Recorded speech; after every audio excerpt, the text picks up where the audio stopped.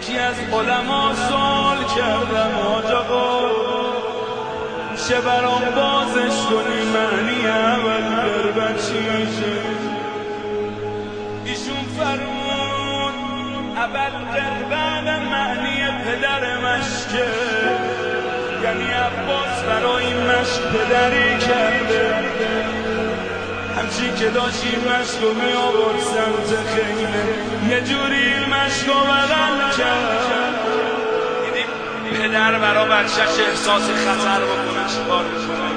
یه جوری این مشک رو بغل کرد انگاری بچه جا سینه جذبونده.